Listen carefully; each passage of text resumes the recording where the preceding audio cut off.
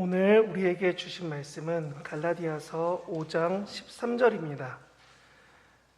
신약성경 갈라디아서 5장 13절, 제 성경책은 307페이지쯤 있습니다. 갈라디아서 5장 13절을 제가 봉독하고 함께 말씀 듣도록 하겠습니다.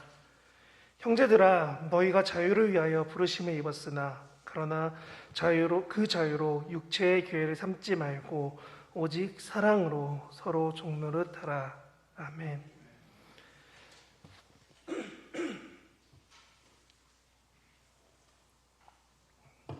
네, 분명히 목사님들과 전사님이 저한테 부탁했습니다. 찬양하고 설교하면 목 아플 거니까 하나 넘기라고. 제가 아까 했던 찬양이 너무 하고 싶어서 교회 와서 기도할 때마다 그 찬양 멜로디에 너무 마음에 걸려서 제가 우겼습니다. 저 꼭 하고 싶어요. 지금 그때 목이 아프네요. 네, 여러분들이 귀하게 봐주실 줄 믿고 같이 말씀 나누려고 합니다. 오늘 제목은 믿음으로 걸어보면이라고 쓰여 있습니다. 여러분, 우리는 종종 말합니다. 종종 우리 입으로 고백하죠. 뭐라고 하냐면 이렇게 말합니다. 믿음으로 내가 살아가고 있는데 믿음으로 살아봤더니 내 삶을 돌아보면 이렇게 많이 얘기하십니다. 그런데 여러분, 한번 생각해 봅시다. 우리 믿음으로 살아왔는데 여러분 삶에 지금 만족하시나요? 여러분 삶을 여러분 말고 주변에 여러분의 가족과 여러분이 만나는 많은 사람들이 다 여러분 보면서 당신같이 살면은 나도 교회 갈래요, 하나님 믿을래요 하시는 삶을 살아가는 게 어떠신가요? 매일같이 살아가시나요? 아니면은 그렇게 하고 싶은데 힘들어, 어떤 삶이신가요? 솔직히 저는 너무 힘든 삶이 많았습니다. 왜 그러냐면 믿음대로 살다 보니 솔직히 삶이 좀 나아지지 않았었거든요. 저는 제가 1세대입니다. 저도 교회를 처음 다녔고 저희 부모님도 교회를 처음 다녔습니다. 그러니까 친척 중에 대부분이 교회를 안 다니세요. 제가 기억하는 한 양가 조부모님 밑으로는 교회 다니는 집이 없습니다. 저희 집도 저는 목사인데 동생은 제자훈련까지 받았지만, 청년부를 받았지만 요즘에 성당 앞에 가서 기다리고 있습니다. 여자친구가 성당 다닌다고 해서 기다리고 있습니다. 이렇게 좀 삶이 뭔가 형이 목사인데 저러고 있고, 아버지도 아들이 목사인데 일 때문에 못 오실 때도 많으시고, 삶이 좀 녹록지 않을 때가 많이 있습니다. 이런 삶을 사니까 이 삶이 좀 나아질 줄 알았는데 안 나아지더라고요. 그러니까 말씀을 준비하는데 예전에 제가 봤던 건 개그 프로그램이었고 원래 시조는 이거였습니다. 어떤 한 후보가 대통령을 나가면서 이런 얘기 했었습니다. 여러분, 살림살이 좀 나아지셨습니까? 저는 이렇게 물어봅니다. 여러분, 믿음대로 살아보니 여러분 살림살이가 좀 나아지셨습니까? 저희 할머니가, 친할머니가 저한테 확 미치겠던 말 중 한마디가 이것입니다. 니네 집 교회 다닌다며, 너네 집 잘 풀리면 나 그때 교회 갈게. 그 말이 지금 제가 목사가 돼서도 할머니가 교회 안 나가는 가장 큰 이유입니다. 니네 집 잘 되면은 경제 좀 풀리면 그때 교회 갈 거라고, 나한테 교회 가라고 하지 마. 이게 듣고 말할 땐 되게 편한 것 같은데 제가 목사까지 되고 나니까 내가 어떻게 이길 수 있는 말이 아니더라고요. 할머니, 그래도 교회 가셔야 돼요. 네가 안마해주고 네가 날 위해 기도해주고 걱정해주면 좋은데 난 교회 안 갈 거야. 왜냐하면 너네 집이 안 풀렸으니까. 내가 아는 교회 다닌다는 사람들은 다 잘 사는데 너네 집 왜 그래? 그러니까 저는 오늘 제목이 너무나 어려운 말이었습니다. 믿음대로 걸어왔는데, 믿음대로 살아왔는데 막상 내 삶이 경제적으로 놓지 못하니까, 내 삶이 남들 보기에 좋아 보이지 않으니까 내 주변의 친척들이나 가족들에게 말하기가 너무 어렵구나. 왜냐하면 저의 친할아버지랑 외할아버지는, 아직 외할아버지는 교회 문턱만 가보시고 아직 제대로 안 가보신 걸로 알고 있고, 친할아버지는 친척들이 안 갔는데도 불구하고 집 주변에 있는 사람들이 전도했답니다. 손주가 목사라는데 그래도 교회라는 데 가보셔야죠 해서 교회를 뭔지 모르는데 가서 그냥 가만히 앉아있다 오십니다. 그거를 나중에 할머니한테 들키고 엄청 혼나셨어요. 그런데 왜 가? 얘네 집 잘 돼야 가야지. 거기 왜 가고 있어? 할머니한테 혼나고, 할아버지는 왜 그래? 이런 좀 아쉬워하시면서 보내시는 이야기를 들었을 때 내가 어떻게 해야지, 어떻게 얼마큼 더 잘해야지 이렇게 살 수 있을까, 이 말을 어떻게 전할 수 있을까? 내가 최소한 내 가족에게 뭐라고 말할 수 있을까? 그 고민이 많이 됐습니다. 그래서 그 고민 중에 제가 지난번 성경 공부 때는 어떻게 믿으면 복이 받나요? 라고 말씀을 전했고, 오늘은 그와 비슷한 연장선으로 이렇게 말씀드립니다. 여러분, 믿음으로 걸어왔더니 어떠십니까? 살림살이가 좀 나아지셨습니까? 내가 교회 다녔더니 잘 살고 잘 할 수 있을 것 같은데 막상 믿는다고 하면서 살다 보면은 세상에서는 그렇게 봅니다. 착한 사람으로 살아야 된다라고요. 그래서 제 주변에 생각보다 저도 그렇고 많은 사람들이 거절을 잘 못합니다. 뭐 좀 해주세요. 내가 좀 바쁘긴 한데 조금 시간 내면 할 수 있을 것 같아. 네, 해드릴게요. 저 이것 좀 도와주세요. 네, 해드릴게요. 이렇게 무언가 요구하면 들어줘야 될 것 같고, 무언가 내가 조금 더 힘들면 나아질 것 같고, 조금 더 착한 사람, 조금 더 좋은 사람이 돼야지만 세상에서 내가 그리스도인으로 보여진다라고 생각합니다. 그리고 그렇게 살아야 될 것만 같아요, 솔직히. 저도 그럴 것 같고, 저도 만나는 아이들한테 그렇게 말을 합니다. 너희가 손해받더라도 좀 더 세상에서 다른 사람들을 챙겨주고 섬겨주고 사랑할 수 있으면 좋겠다라고 하는데, 이게 너무 어렵잖아요. 그런데 누군가는 그 모습이 싫었는지 저한테 와서 이렇게 얘기했습니다. 형, 성경에 보니까 뱀과 같이 지혜롭고 비둘기같이 순결하라는데 나는 지혜롭게 저 사람들 말 안 들을 거야. 나 뭐 시키면 안 할 거야. 이렇게 당당하게 말하는 친구가 있었습니다. 그럼 제가 이 친구를 보면서 쓰다듬어서 이렇게 했죠. 너 그러면 하나님이 안 좋아하신다. 하면서 달래준 적이 있습니다. 우리는 나도 모르게 누군가는 착한 사람 콤플렉스를, 누군가는 그게 싫어서 더 강하게 살아야 된다라고 말을 합니다. 근데 저는 이런 삶을 살기가 참 어렵더라고요. 왜냐하면 이렇게 줄다리기 하듯이 누군가에겐 맞춰주고 누군가에게는 사랑하고 하는 삶이 생각보다 많이 어렵더라고요. 차라리 다 퍼주고 다 사랑하고 다 섬기는 게 차라리 더 쉽지. 이 사람은 내가 안 도와줘도 될 것 같아. 저 사람은 내가 도와줘야 돼. 하면서 선을 긋고 판단하고 지금은 해야지, 지금은 말아야지 하는 게 더 어려워져서 어느 순간 저에게는 그게 속박처럼 다가왔었습니다. 더 잘해줘야 돼. 내가 지치고 힘든데 그래도 넌 섬겨줘야 돼. 너 그래야 전도사하고 목사할 거잖아. 교회에서 어릴 때 그런 말 들을 때마다 왜 나한테 왜 이럴까 이 사람들이. 나 그냥 시키려고 하는 거 아닐까. 그런 생각 정말 많이 했습니다. 우리는 이런 상황 속에 놓일 때마다 속박이라는 믿음을 가지고 살아갑니다. 내가 믿으니까 손해봐도 해야지. 고등학교 때 내가 예배 때 찬양팀을 섬기니까 앞에 서 있으니까 학교에서 청소를 해도 더 열심히 하고, 학교에서 뭘 해도 봉사활동을 더 열심히 하고, 뭘 해도 잘해야 돼. 왜냐하면 나는 공인이니까. 어릴 때 아무것도 모르고 그러고 지냈습니다. 그리고 그게 힘든데도 그냥 좋다라고 여겼습니다. 그때는 저는 그랬죠. 받아야 하는 불편함이다. 왜? 내가 세상과 다르니까. 이유는 몰랐어요. 그냥 그렇게 합리화시키고 이해를 하고 억지로 하루하루 살았어요. 그랬더니 결국은 마음은 점점 더 어려워지는 겁니다. 내가 지쳤는데, 내가 힘든데 내가 얼마나 더 이렇게 살아야 돼? 내가 이럴 때 어떻게 더 하나님 바라봐야 돼? 이게 제가 어린 시절 이렇게 담을 돕고 섬기고 교회를 위해 봉사하다가 들었던 저의 마음이었습니다. 하루하루 힘써 살고 평일에도 열심히 공부하고 일하고 막 했는데 주말에는 교회 와야 돼. 교회 오면 또 교회를 열심히 한다고 하면은 내가 언제 쉬지? 솔직히 저는 교사분들이나 교회에서 섬기시는 분들 보면은 정말 놀라운 게 자기 직업, 자기 삶, 자기 가정 다 있으신데 그 시간 쪼개서 교회 와서 봉사하고 섬기십니다. 정말 감사한 손길이죠. 그렇게 섬길 수 있는 게 정말 귀한 거 맞습니다. 근데 여러분, 그렇게 막 하고 나면은 누군가 물어보죠. 넌 언제 쉬냐? 넌 여행 안 가냐?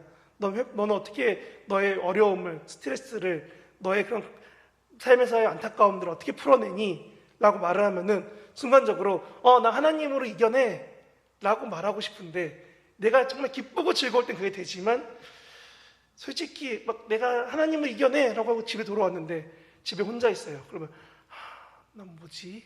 이런 공허한 마음이 들 때, 좀 마음이 허해졌을 때, 혹은 나 막 열심히 했는데 내가 아픈데 주변에서 아프다고 말만 해주고 어떻게 도와줄 수 없는 상황이 됐을 때, 여러분들 혹시 코로나 걸리셨던 분들 아시잖아요. 못 나가게 집에 가둬놓으면 할 것도 없는데 답답해 죽겠는데 집에서 아무것도 못하게 할 때 나 어떻게 이런 마음 드는 것처럼 우리는 어느 순간부터 내 마음에서 내 열심으로 하나님을 찾고 난 다음에 그런 어려움이나 힘든 상황이 오고 나면은 지치고 힘들어지니까 우리를 속박하고 힘들게 마음 억누릅니다. 그러고 말을 하죠. 너가 참아야 돼. 너가 그리스도인이니까. 그리고 이 마음을 어떻게 토로합니까? 했을 때 누군가 저에게 말했습니다.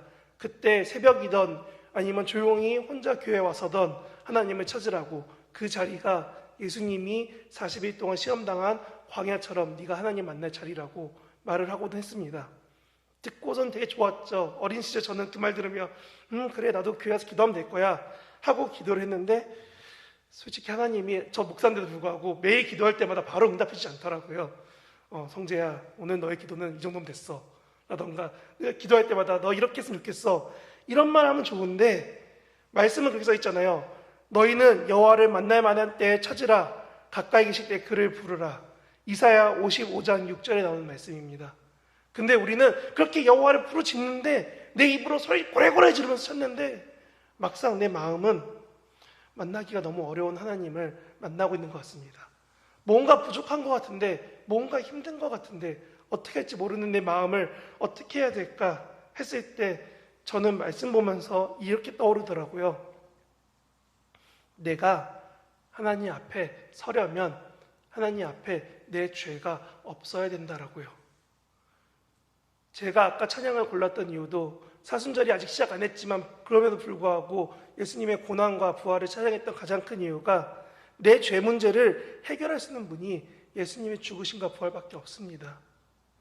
근데 우리는 이거를 믿는 게 아니라 이것보다 내가 그 믿으니까 라는 핑계하에 교회 와서 봉사하고 기도하고 성경 읽고 하나님 찾으면 되겠지라는 내 믿음보다 다른 게 더 앞서버리는 게 많아지더라고요. 어느 순간 교회에서 열심히 제가 아침에는 학교가 있고 오후나 저녁 때 돼서 교회 와서 열심히 기도회나 여러 가지 준비하던 제 20대 모습을 돌아보면은 내가 왜 그러고 있지 했을 때 그냥 저도 모르게 자연스럽게 그렇게 말했습니다. 이렇게 해야 하나님이 기뻐하지 않으실까?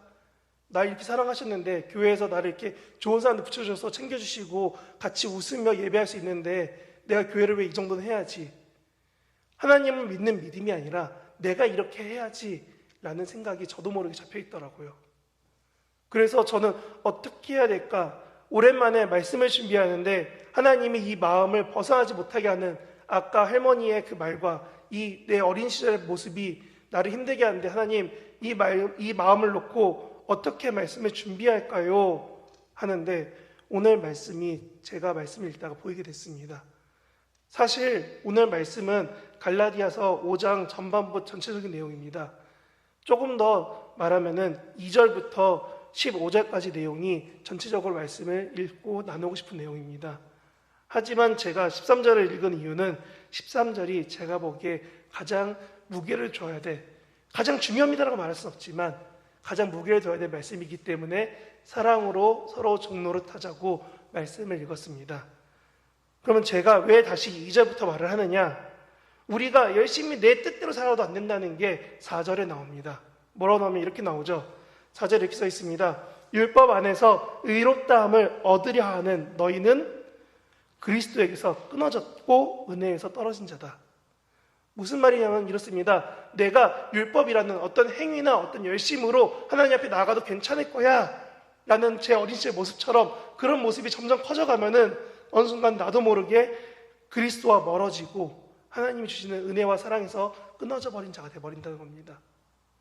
왜냐하면 내가 5절, 6절, 특히 6절처럼 살 수 없기 때문에 그렇습니다. 5절을 읽으면 이렇게 써있죠. 우리가 성령으로 믿음을 따라 의의 소망을 기다리노니. 우리가 하나님 앞에 죄 없어지려면 의로워져야 되는데 그 의는 결국 예수님을 통하지 않으면 의로워질 수 없습니다.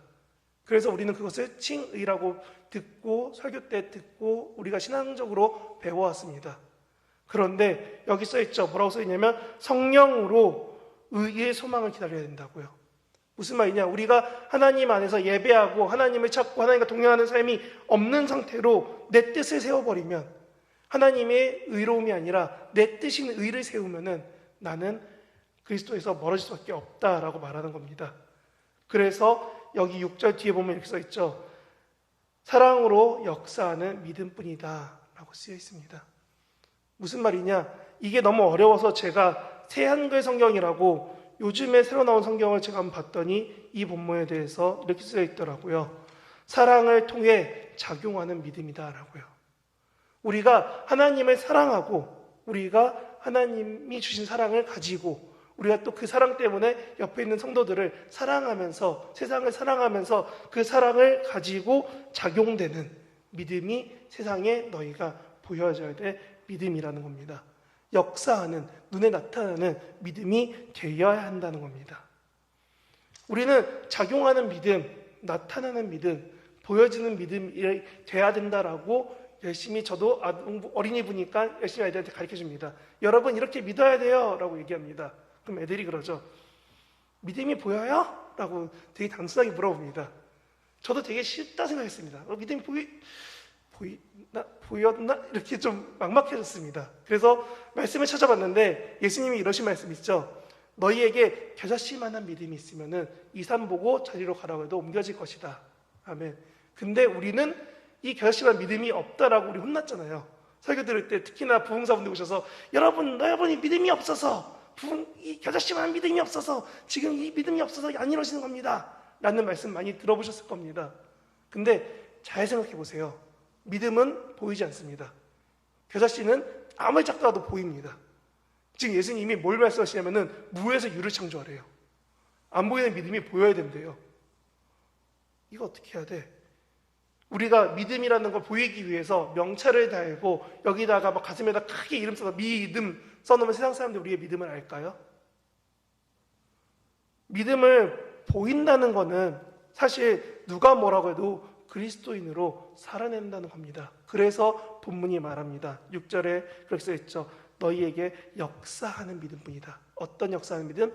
사랑으로 역사하는 믿음. 우리가 그리스도를 사랑하기 때문에, 하나님을 사랑하기 때문에, 교회를 사랑하기 때문에 내가 살아가는 모습들이 세상 사람들이 내 삶을 통해서 볼 수 있다는 겁니다. 뭐를? 아, 이 사람은 믿음이 있구나. 이 사람은 하나님을 믿는구나 라고요. 우리는 너무나 자연스럽게 하나님을 잘 모르는 사람들에게 하나님을 말할 수밖에 없는 삶입니다. 내가 생각하거나 말을 하거나 살아가거나 행동하는 표현 속에 어느 순간 사람들이 다 아는 교회적인 언어, 교회적인 표현, 교회적인 반응이 묻어나올 수밖에 없습니다. 그래서 우리는 세상에 말하는 겁니다. 뭐라고요? 나는 그리스도인이라고요. 어차피 아니까. 누군가는 제 주변 친구들은 그렇게 말합니다. 회사에서 내가 조금 떳떳하지 못하고 좀 타협하며 살고 있기 때문에 난 회사에다 그리스도인이라고 말하지 않았어 라고 말하는 친구들이 종종 있었습니다. 그럼 제가 그래 알았어 하면서 뒤에 속을 피식피식 웃으면서 한마디 했죠. 네가 그런다고 그게 가려지냐. 우리는 너무나 자연스럽게 세상에다가 하나님의 사랑을 보여주는 겁니다. 어떻게 해요? 제가 생각할 때는 잔망경처럼 내 위치에서 보이지 않는 하나님을 볼 수 있도록 세상 사람들에게 내 삶으로 나타낸다는 겁니다. 그래서 사랑으로 역사하는 믿음입니다. 내가 그리스도를 사랑하기 때문에 내 삶이 그런 거울처럼 TV처럼 무언가 보이지 않아야 될 그 자리에 사람들에게 보여지게 된다는 겁니다. 왜냐하면 내 삶이 곧 하나님이 어떻게 하나님이 어떻게 우리 교회를, 하나님이 어떻게 우리 주변 사람들과 이 피조 세계를 사랑하시는지 나타내는 거랍니다. 여러분들의 삶에 하나님이 너무 사랑하시는 게 보여서 길을 가다가 쓰레기가 떨어진 거 줍게 되고, 여러분의 삶이 너무나 하나님이 보여져서 길 가다가 어려운 사람 있으면 도와주는 게 내 삶에서 하나님 사랑이 나타나는 모습인데, 우리는 이 결과만 교육받아 왔습니다.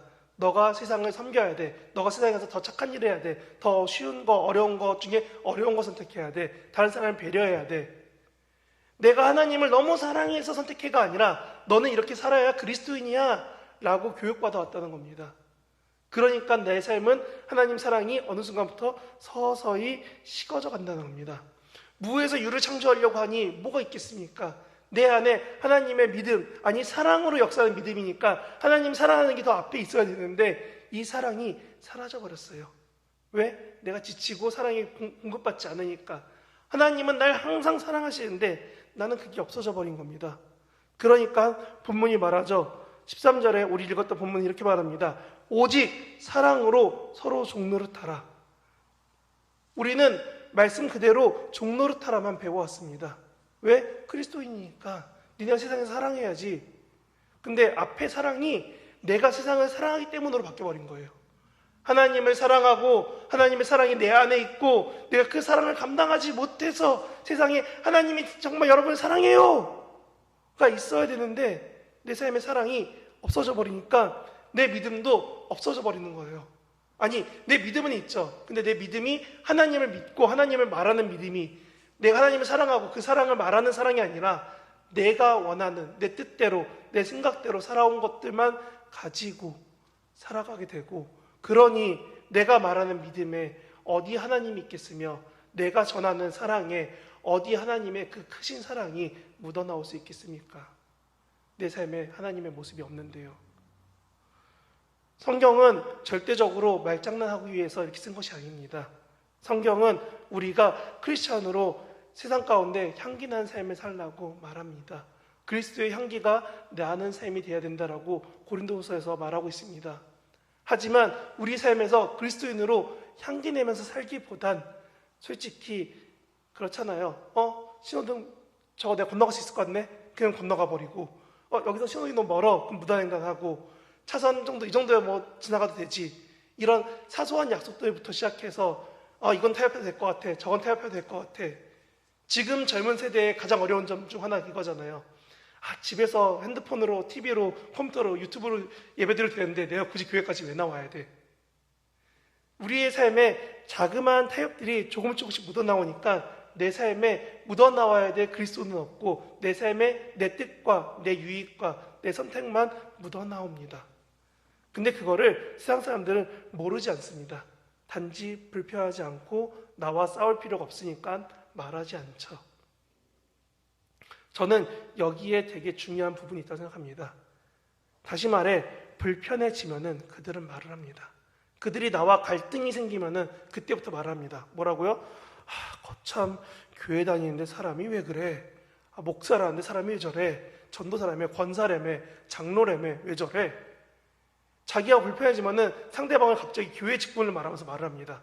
그리고 무언가 언쟁을 할 때 이 사람의 직분을 말해주면 호칭이 높아지는 것 같으니까 갑자기 선생님, 사장님 이러면서 말이 바뀝니다. 세상 사람들은 내가 유리하고 내가 생각하고 싶은 대로 말을 합니다. 그리고 그 말을 듣고 우리가 돌아오면 생각하죠. 나 하나님한테 잘못했나? 하나님의 일을 먹칠했나? 아니면 교회 이름에 대해서 뭐 잘못한 거 아닐까? 오늘 본문은 말합니다. 너희가 자유해야 한다고요. 13절에서 이렇게 얘기했죠. 형제들아, 너희가 자유를 위하여 부르심을 입었으나. 이 말이 뭐냐면 너희가 율법 때문에, 너희가 여태까지 쫓아온 너희를 속박하려고 하는 그 많은 것들 때문에, 상황 때문에 그리스도를 못 바라보는 것이 아니라 그리스도만 바라봐야 된다라는 겁니다. 너희가 착해지고 호구가 되는 것이 아니라 너희가 하나님 사랑하기 때문에 섬길 수 있는 그 사랑에 집중하고 사랑에 바라보며 사랑으로 살아가야 한다는 겁니다. 근데 젊은 세대들은 이 말을 아까 말했던 착한 사람이 되고 호구가 되고 착한 사람 컴플렉스가 돼서 어느 순간 교회 오기 싫다고 말합니다. 그럼 물어보죠. 왜 교회 오기 싫어? 하면은 어떤 친구는 저한테 이렇게 말했습니다. 하나님이 너무 무능해 보여요. 내가 기도해도 들어주지도 않고 뭔가 세상에 나타내지도 않고 자기가 욕해도 그냥 보고 있고 마치 드라마에 나오는 바보처럼 실실 쪼개는 것처럼 하나님 뭔가 반응이 없어요. 그러니까 난 이런 하나님 못 믿겠어. 날 사랑하고 나에게 뭔가 힘이 있게 나에게 뭘 공급해주는 하나님이 좋은데 내가 만난 하나님은 그런 하나님이 아닌 것 같아 라고 말을 합니다. 근데 솔직히 여러분들 다들 전화기 갖고 있으잖아요. 근데 전화기가 여러분 아시겠지만 이 전화기 터뜨리려고 지금 우리 보이지 않는 전파가 무수히 떠 있습니다. 그리고 그거를 전파를 가져오는 것뿐이에요, 전화기는. 그래서 우리는 알고 있습니다. 무수한 전파 가운데 내가 원하는 전화, 내가 받아야 될 메시지, 내가 받아야 될 것들이 받을 수 있는가 없는가를요. 우리가 세상에 우리의 사랑이, 우리의 믿음이 보여지지 않게 된 가장 큰 이유는 전화기가 먹통이 된 것 같습니다. 하나님이 우리를 무한히 계속적으로 사랑하고 계신데 그 사랑에 내가 집중하지 못해요. 하나님이 나를 끊임없이 사랑하고 계신데 나는 마치 와이파이나 인터넷 다 꺼버린 에어플레인 비행기를 위해서 꺼놓은 핸드폰처럼 나도 모르게 하나님에 대한 모든 걸 닫아버리고 나 지쳤어 힘들어 나한테 말 걸지 마 내 마음을 닫아버리고 그러고 나서 세상에 살아가니 내게 도대체 어떤 정보가 들어오고 어떤 전파가 들어오고 어떤 삶을 살아갈 수 있겠습니까? 우리가 들고 있는 전화기가 전원이 꺼지면 젊은 친구들, 특히 어린 친구들이 불안해합니다. 저희 부서 어떤 친구 매일 핸드폰으로 영상 보고 게임하느라고 충전기를 들고 맨날 교회 오더라고요.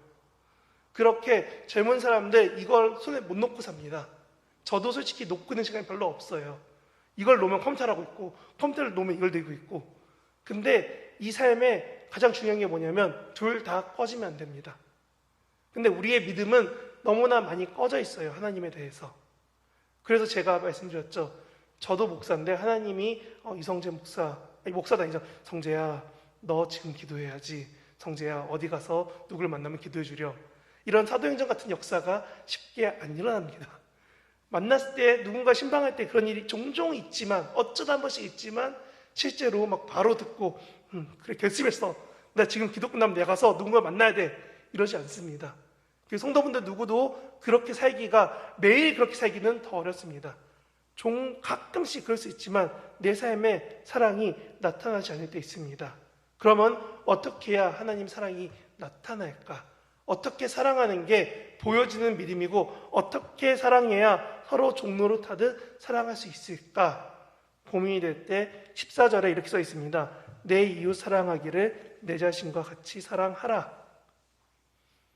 이 말씀이 우리가 읽을 때는 하나의 말씀이지만 이 말씀을 갈라디아서 듣는 사람들은 다들 두 가지를 기억합니다.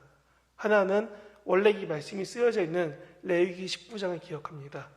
그리고 또 한 가지는 복음서에 보면 예수님이 꼬박꼬박 하신 말씀 중에 마태, 마가, 누가의 동일하게 나오는 이야기가 이 이야기입니다. 말씀에 이렇게 쓰여 있습니다. 너는 유일한 하나님 여호와를 사랑하는데 힘을 다하고 뜻을 다하고 마음을 다하고 생명을 다해서 너의 하나님 여호와를 사랑하라. 이것이 첫째는 계명이요 둘째는 이것이니 내 이웃을 내 자신과 같이 사랑하라. 이보다 더 큰 계명은 없느니라. 아멘. 이 말씀을 누가 하냐면 율법을 많이 연구한 학자가 와서 물어본 겁니다. 내가 율법을 구약을 많이 공부했고 이거에 대해서 더 많이 신학자처럼 목사처럼 많이 공부했는데 공부하고 났더니 가장 중요한 계명이 뭡니까? 말씀에서 가장 중요한 게 뭔 것 같아요? 라고 예수님한테 물어봤어요. 그때 예수님이 하신 말씀이 너는 마음을 다하고 뜻을 다하고 힘을 다하여 어떻게 하라? 하나님을 사랑해라. 그 다음이 뭐라고 하냐면 둘째는 이것이니 앞에 거는 신명기 6장입니다. 근데 둘째는 이것이 하면서 하신 말씀이 레위기 19장 말씀하시면서 내 이웃을 내 자신과 같이 사랑하라. 내 자신과 같이 사랑하라면 우리나라 사람들 조금 쉽게 생각합니다. 그래서 여기 계신 분들의 나이대를 생각해서 저는 이렇게 전합니다. 여러분 내 자식과 같이 사랑해라. 가능하십니까? 옆에 계신 분을 내 몸이 아니라 내 자식과 같이 사랑해라. 말 안 듣고 잔소리 할 수밖에 없게 만든 상황 가운데서도 내가 자녀를 사랑하듯이 얘가 자식인지 왼수인지 모를 것 같이 힘들게 하는 이 자녀를 사랑하듯이 내 주변에 내가 만난 사람들을 여러분들이 사랑해야 된다라는 겁니다. 우리나라 표현대로 하면은 내 자신보단 내 자식이 더 와닿는 표현 같습니다. 왜냐하면 그렇게 안 하면 너무나 사랑하기 힘들기 때문에 그렇습니다. 그리고 그렇게 사랑하면은 옆 사람을, 주변 사람을 여러분들도 종로를 타듯 사랑할 수 있습니다. 이 시간 한번 잠깐 옆에 사람들 한번 바라보실게요. 주변 사람들 한번 바라보시면서 한번 인사해 볼까요? 주의 사랑으로 당신을 사랑합니다. 자, 진짜로 할 수 있으세요? 방금 제가 했잖아요. 주의 사랑으로 사랑이 어떻게 한다고요? 내 자신처럼, 내 자식처럼 사랑한다고요. 제가 저희 부서 선생님들한테 계속 말씀드립니다. 아이들이 뭘 해도 제발 이 아이들 그냥 사랑해 주세요. 예수님이 이들을 나중에 어떻게 이끄실지 기대하면서 같이 기도해 주시고 사랑해 주세요라고 저희 선생님들한테 말씀드립니다. 왜냐하면 저도 가끔씩 보면은 애들이 막 돌아다니면은 하나님 내가 설교 까먹을 것 같아요. 좀 도와주세요. 이런 마음 들거든요.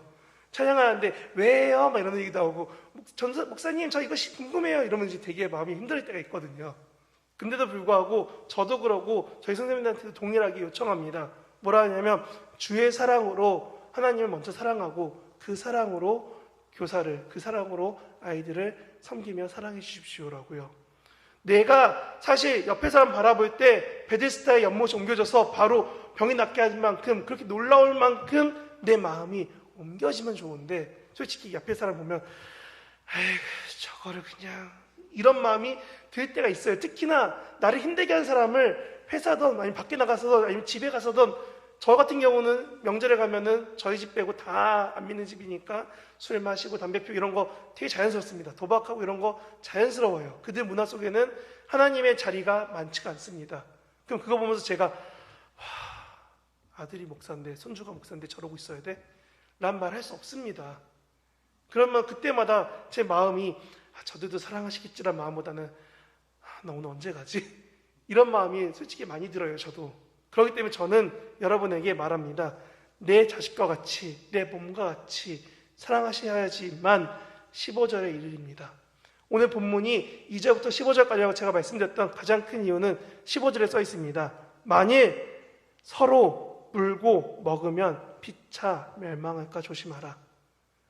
내가 옆 사람을, 내가 만나는 사람을, 가족을, 우리 교회 안에 만나는 성도를 다 내 몸같이 한 몸으로 사랑하지 못한다면 결국은 물어뜯고 싸우다가 같이 죽어버린다는 겁니다.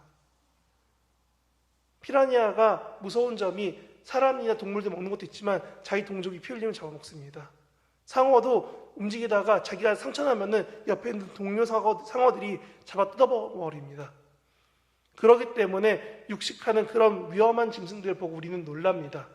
저렇게 흉측해서요, 저렇게 흉폭해서요, 어떻게 살아? 근데 우리가 세상에서 그렇게 살잖아요. 나 상처 줬다고 저 사람 욕하고 힘들게 하고 어렵게 하고 마음 아파하고, 내가 힘들게 한다고 저 사람은 가만두지 않을 거야 하고 막 싸우고. 그러니까 우리는 어느 순간부터 내 마음 가운데 종노릇할 만큼 사랑하는 게 아니라 그 작은 사랑마저도 없어져 버립니다. 그 사랑 지켜가는 거 더 어렵습니다. 목사니까 잘할 거야, 교회 오래 다녔으니까 잘할 거야. 여기 계신 분들 다 저보다는 교회 대부분 오래 다니셨잖아요. 어떠세요? 교회 생활 오래 하면은 신앙이 좀 나아지십니까? 내가 교회 생활 3, 40년, 50년, 60년 하면은 내 믿음이 누가 뭐라고 해도 괜찮아, 하나님 날 사랑하시니까, 이게 자연스럽게 잘 되시나요? 저는 그래서 말합니다. 뭐라고요? 여러분이 믿음을 가지고 살아가야 됩니다. 왜? 이렇게 안 망하려면요. 아니, 왜 이 망하는 게 중요하냐면 하나님은 하나님을 믿지 않는 사람들을 내버려 두십니다. 이렇게 망하도록요. 그리고 우리에게 사랑하라 하십니다. 무슨 사랑을? 이렇게 주변을, 세상을, 하나님 만드신 피조세계까지도 사랑하라고요. 그러니까 집에 키우는 동물을 발로 차지 말고 좀 사랑해 주세요라고 할 때 네, 할 수 있어야 되는데, 집에 갔더니 강아지가 오줌 싸놨어요. 근데 집에 들어가다 강아지 오줌 밟았어. 기분 나빠. 이 강아지를 하면서 발로 차는 그런 마음들. 집에 갔더니 아들이 성적표를 안 내나 봤더니 성적표가 너 이래서 먹고 살겠니? 이런 마음 든다고 아들한테 뭐라고 했어. 집에 갔더니 부부끼리 열심히 싸웠어. 다음날 교회 와야 되는데 어떻게 하지? 마음에 화난 마음이 남아있는데, 여러분들 그 마음 가지고 계속 사시겠습니까? 말씀이 말합니다. 여러분들 자유해지십시오. 뭐라고요? 너희가 자유를 위하여 부르심 받았으니 너희가 이 자유로, 이 죄 때문에, 이 억압 때문에, 이 힘들게 하는 것 때문에 육체의 종노릇하지 말고 사랑으로 서로 섬기며 종노릇해라. 그게 6절에 나오는 너희가 세상에 나타낼, 보여질 믿음이 될 것이다.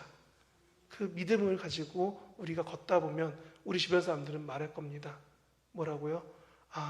당신은 교회 다니시는 사람이 맞군요. 어느 순간부터 예수쟁이란 말이 사라졌습니다.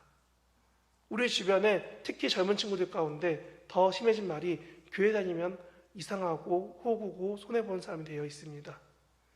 예전에 저 어릴 때만 해도 지금 여기 성도분들 나이 되신 분들 중에 예수쟁이라는 말 듣는 분 정말 많으셨습니다. 근데 지금 그 말 듣기 쉽습니까? 믿음으로 걷다 보면 여러분은 세상에서 알게 될 겁니다. 여러분이야말로 진정한 예수쟁이가 될 거라는 걸요. 오늘 우리가 이 믿음, 이 생각 가지고 하나님, 내가 이 사랑 붙잡고 이 믿음 붙잡고 살아갈 수 있게 도와달라고 구하는 저와 우리 증산교회 여러분 됐으면 좋겠습니다. 기도하고 말씀 마치겠습니다. 하나님, 오늘 말씀을 통해 우리가 생각해 봅니다. 주가 보이신, 주가 생각하신, 주가 나타내신 믿음은 이렇게 어렵습니다. 세상에 내 안에 사랑이 없으면, 내 안에 믿음이 없으면 세상에 보여질, 나타낼 하나님은 내가 원하고 내가 바라는 하나님밖에 없습니다. 내가 뜻하는 하나님의 뜻밖에 남지 않게 됨을 주님, 우리가 말씀을 통해 알게 되었사오니, 하나님, 오늘 기도할 때에는, 오늘 우리가 이 들은 말씀을 생각하며 더욱더 하나님께 기도하는 시간 가질 때만이라도 하나님을 온전히 사랑하고 그 사랑하심을 믿고 살아갈 수 있도록, 우리가 그 믿음 때문에 세상의 믿음을 나타낼 수 있도록, 그래서 우리의 만나는 교회 안에서, 가정에서, 세상에서 만나는 그 많은 사람들을 사랑할 수 있게 우리를 붙잡아 주시옵소서. 감사드리며 예수님 이름으로 기도합니다. 아멘.